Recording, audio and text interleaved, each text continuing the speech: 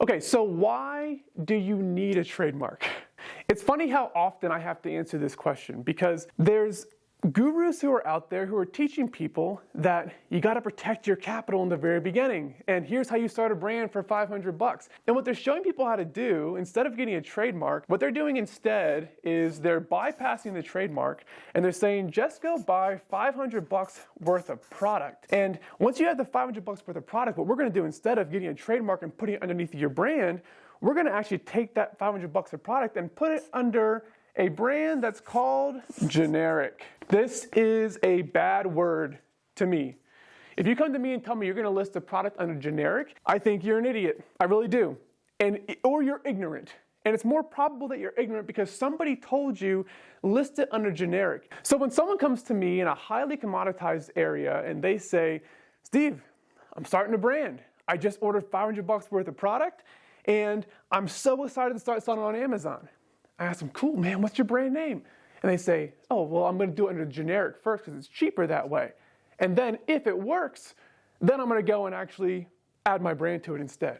I'm like, okay, first of all, if it works, like, is that the attitude that we're going to start a business with, of if it works? Because let's be definitive about what we're doing. Either you're starting a brand and you know the things you need to do to cultivate that brand and make it work, and you go and do those things, so it's when it works, or we're just trying this thing out and we're going to see what the results are on the back end of it. Like, who do you think is going to be successful of those two pairs? Probably the person who says, when this works, because of what I'm doing that will make this work, here's the plan.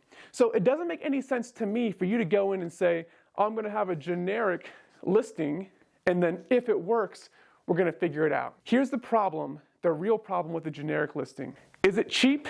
Does it keep you from having to go get a trademark, which will cost you about $1,000 to go and get a trademark from the USPTO? Yeah, it's cheap. But what if it does work? Like, what happens then? Because when you're generic, that means that nobody owns it. That listing is just owned by the collaborative.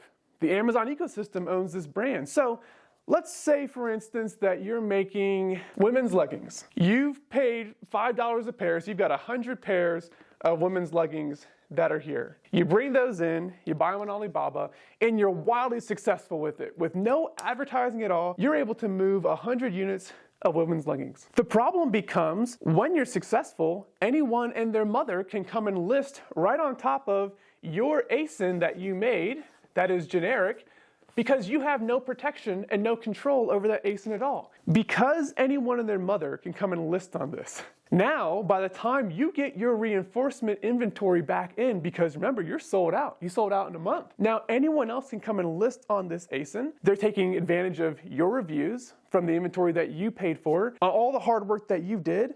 And by the time you get back in stock, because the vultures are out there and they're looking for opportunities just like this, you're going to have a very difficult time being able to sell on the ASIN that you made. And what you're going to end up having to do is make another generic listing to start all over again, because other people will take over your listing. And then they say these things to me like, if it's successful, I'm going to take the generic listing and turn it into my brand name. If you say that to me, that's one of the most ignorant things you could possibly say. It is damn near impossible to take a generic listing and add your brand name to it. Can you do it? Yes, I've heard about it being done. But it is damn near impossible. Why would you position that way when you could just start with this being under your trademark in the first place?